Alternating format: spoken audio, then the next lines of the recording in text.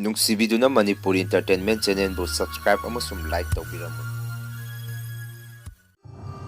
ꯃꯌꯥꯝꯕꯨ ꯑꯍꯥꯟꯕꯃꯛꯇꯗ ꯏꯀꯣꯛꯅꯣꯅ ꯈꯨꯔꯨꯝꯖꯔꯤ꯫ ꯉꯁꯤꯁꯨ ꯑꯩꯒꯤ ꯅꯨꯡꯁꯤꯖꯔꯕ ꯁꯕꯁꯀ꯭ꯔꯥꯏꯕꯔꯁꯤꯡꯅ ꯊꯥꯕꯤꯔꯛꯄ ꯑꯁꯦꯡꯕ ꯊꯣꯛꯈꯤꯕ ꯋꯥꯔꯤ ꯈꯔ ꯃꯌꯥꯝꯒꯤ ꯃꯐꯝꯗ ꯈꯨꯗꯣꯟ ꯇꯝꯖꯒꯦ꯫ ꯑꯗꯨꯗꯤ ꯃꯌꯥꯝ ꯋꯥꯔꯤ ꯑꯁꯤ ꯍꯧꯅꯕ ꯇꯧꯖꯔꯒꯦ꯫ ꯋꯥꯔꯤ ꯑꯁꯤꯕꯨ ꯂꯥꯟꯊꯣꯛꯆꯈꯤꯕ ꯃꯇꯝꯗ ꯁꯣꯏꯈꯤꯕ ꯂꯥꯟꯈꯤꯕ ꯌꯥꯎꯔꯕꯁꯨ ꯃꯌꯥꯝꯗ ꯉꯥꯛꯄꯤꯌꯨ ꯍꯥꯏꯖꯔꯤ꯫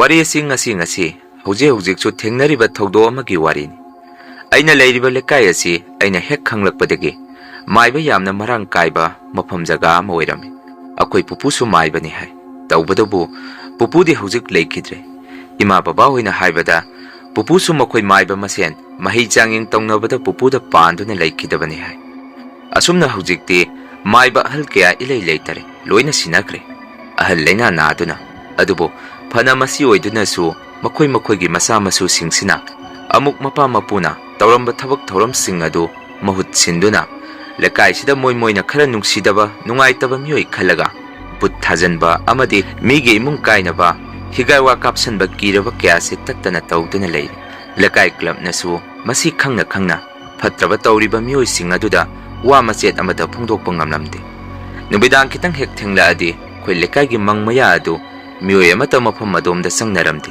ꯃꯔꯝꯗꯤ ꯂꯥꯏ ꯇꯤꯟ ꯚꯨꯠ ꯄ꯭ꯔꯦꯠ ꯁꯥꯟꯅꯔꯤꯕ ꯃꯤꯑꯣꯏꯁꯤꯡ ꯑꯁꯤꯅ ꯃꯐꯝ ꯑꯗꯨꯗ ꯃꯈꯣꯏꯅ ꯁꯥꯟꯅꯔꯤꯕ ꯑꯐꯠꯇꯕ ꯂꯥꯏꯁꯤꯡꯒꯤ ꯃꯆꯤꯟꯖꯥꯛ ꯊꯥꯗꯣꯛꯐꯝ ꯑꯣꯏꯔꯝꯃꯤ꯫ ꯑꯁꯨꯝꯅ ꯅꯣꯡꯃꯗꯤ ꯕꯕꯥꯒ ꯑꯩꯒ ꯐꯥꯔꯝꯗ ꯆꯠꯂꯝꯃꯤ꯫ ꯑꯩꯅ ꯂꯩꯔꯤꯕ ꯌꯨꯝ ꯑꯁꯤꯗꯒꯤ ꯈꯤꯇꯪ ꯆꯠꯂꯒ ꯂꯩꯔꯝꯃꯤ ꯑꯩꯈꯣꯏꯒꯤ ꯐꯥꯔꯝꯁꯨ꯫ ꯃꯇꯝ ꯑꯗꯨꯗ ꯆꯥꯎꯕ ꯀꯧꯕ ꯑꯍꯜ ꯑꯃꯅ ꯕꯕꯥꯗ ꯑꯁꯨꯝꯅ ꯍꯥꯏꯔꯛꯈꯤ, "ꯃꯅꯤ, ꯏꯕꯥꯅꯤꯒꯤ ꯊꯪꯅꯅ ꯂꯩꯔꯤꯕ ꯂꯩꯄꯟꯁꯤꯒꯤ ꯋꯥꯡꯃꯗ ꯆꯦꯜꯂꯤꯕ ꯏꯔꯝ ꯈꯣꯡꯕꯥꯟ ꯃꯆꯥꯁꯤ ꯈꯔ ꯆꯥꯎꯊꯣꯛꯁꯤ꯫ ꯑꯩꯉꯣꯟꯗꯒꯤꯁꯨ ꯂꯝ ꯈꯔ ꯊꯥꯗꯣꯔꯛꯀꯦ, ꯅꯪꯉꯣꯟꯗꯒꯤꯁꯨ ꯈꯔ ꯊꯥꯗꯣꯔꯛꯎ, ꯌꯥꯕ ꯅꯠꯇ꯭ꯔꯣ?" ꯍꯥꯏꯔꯛꯈꯤ꯫ ꯋꯥꯐꯝ ꯑꯗꯨꯗ ꯕꯕꯥꯁꯨ ꯍꯣꯏ ꯇꯥ ꯆꯥꯎꯕ ꯀꯔꯤꯁꯨ ꯀꯥꯏꯗꯦ ꯍꯥꯏꯔꯝꯃꯤ꯫ ꯑꯗꯨꯕꯨ ꯃꯤꯑꯣꯏ ꯑꯗꯨꯅ ꯃꯥꯒꯤ ꯐꯥꯔꯝ ꯂꯩꯔꯤꯕ ꯃꯥꯏꯀꯩ ꯑꯗꯣꯝꯗꯒꯤꯗꯤ ꯀꯔꯤꯃꯠꯇ ꯂꯝ ꯃꯆꯦꯠ ꯑꯃꯠꯇ ꯊꯥꯗꯣꯔꯛꯈꯤꯗꯦ꯫ ꯈꯣꯡꯕꯥꯟ ꯏꯔꯝ ꯑꯗꯨꯒꯤ ナꯀꯟꯗ ꯎ ꯋꯥ ꯀꯔꯤꯅꯣ ꯄꯨꯡꯊꯥꯗ ꯊꯥꯖꯤꯜꯂꯛꯈꯤ꯫ ꯑꯩꯈꯣꯏꯅ ꯂꯩꯔꯤꯕ ꯃꯥꯏꯀꯩ ꯑꯗꯣꯝꯗꯒꯤ ꯂꯝ ꯈꯔ ꯊꯥꯗꯣꯛꯎ ꯍꯥꯏꯗꯨꯅ ꯃꯔꯩꯗ ꯄꯨꯛꯇꯧ ꯇꯧꯗꯨꯅ ꯈꯟꯅꯕ ꯍꯧꯔꯛꯈꯤ꯫ ꯑꯗꯨꯕꯨ ꯅꯣꯡꯃꯗꯤ ꯕꯕꯥꯁꯨ ꯁꯥꯎꯔꯛꯄꯗꯒꯤ ꯑꯍꯜ ꯑꯗꯨꯒ ꯈꯔ ꯑꯋꯥꯏ ꯑꯈꯨꯝ ꯇꯧꯅꯔꯝꯃꯤ꯫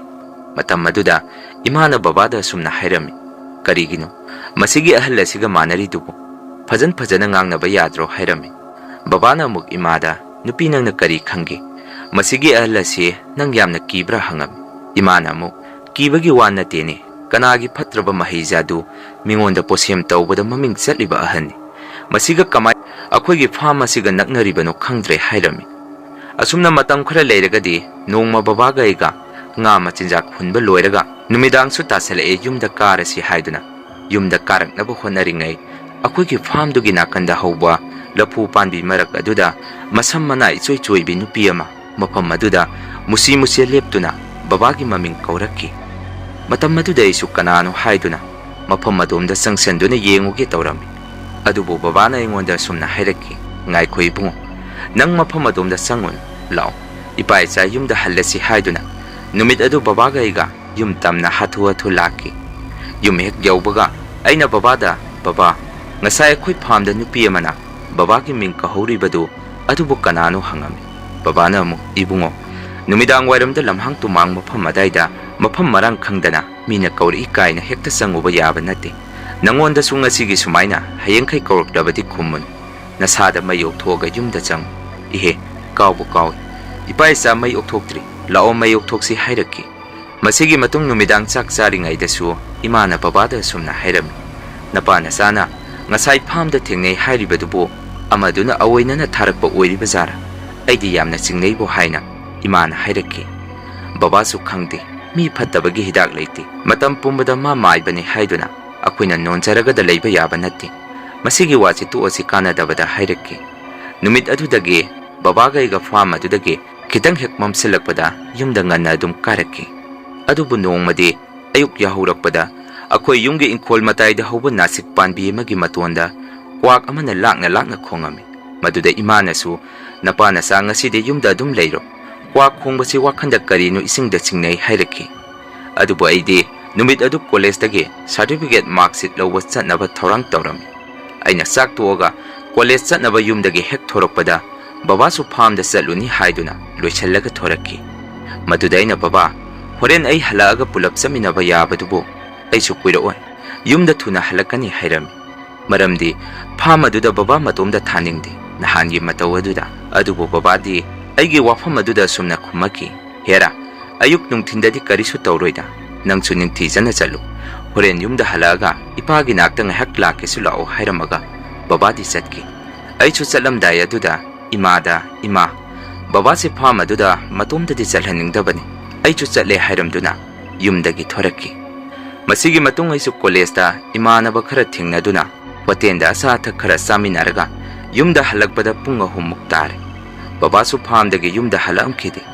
Maduda ai su phurit phiron hongtoga farm tamna chalami. Matam maduda aina farm hek yawbaga babadi uramdi. Ai su bababu kauduna koiti thirami.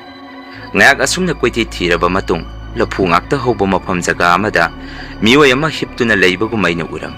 Madudagi ai su prap mafam madomda sangsenduna yengubada miyoy adudi baba hoirami. Machinda su tinbong kaduna masa pungba ingpag induna gyan tadana makhada taraga lerami. Mataw aduda ai su pakatuna bababu hugalaga yahong sarga bababu poduna yum tamna selaki. Aina bababu porga lakpaduda lekaygi miyoy singna su aigi mating pangbiduna yum tamna bababu puraami. Masigi matung ima su pakatuna napasi kay tawrage hangaki. Lekaygi miyoy singna su tinkang natraga lingumana chi ijara hairaki. Matam maduda idi isada chingnaba ma polakpadagi cycle tongduna akoy khulduda leiba maiba ma cycle laduda haptuna puraga bababu yangalami. Maduda maibaduna sumna hairaki. Napase mina tharapa amangbu lai khara ongnare. Chalo kaithendagi nang laigi polam khara leirusu haiduna maibaduna laigi polam khara se amada iraga ingonda piraki. Aisu polam singadu akoygi kaithen masadagi leiruraga maibaduna pirami. Asumna maibaduna laitingi oiba jaban khara thadokkhibadagi babasu machinda choiron noina nupido haina machinda solaki. Adubu ngahak leiragadi babasu gyala aduga imaga aigada sumna hairaki. Aigi isase ison sonde aina farm aduda hek yawbaga nga machinjak phunge tawrakpada lapu makong adomda miyoy amana lapu yanbagi makhol amaina taraki. Maduda isu sangsanduna yengubada masam mana ipha-phabi yengbada kiraba nupi amana aigi iming kauri. Madudagi aisu ima haina amuktang lauramlaga isada gyan tajakidre hairaki. Numit adudagi babasu masada hawat kangkhat ngamdana yamna kanna sonjalaki. Imaga aigana bababu puraga maiba mada yengbada maiba aduna sumna hairaki. Napase aruba kudong tiba dasama taruri.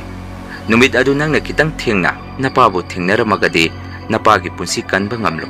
Numit aduda napagi masada thawaimi ahum amadi mapan thoktuna leikre. Nangna nganna thingnarambadagi phabani masadasu akanba mina tharakpa posem khara yawi hairaki.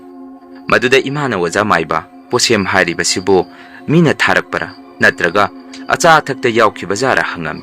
Maibaduna amuk babagi makut paiduna mihun yengbada chabada yawkhibani. Noiga nungainadaba mina potsai pirakpada kari sarui hangaki.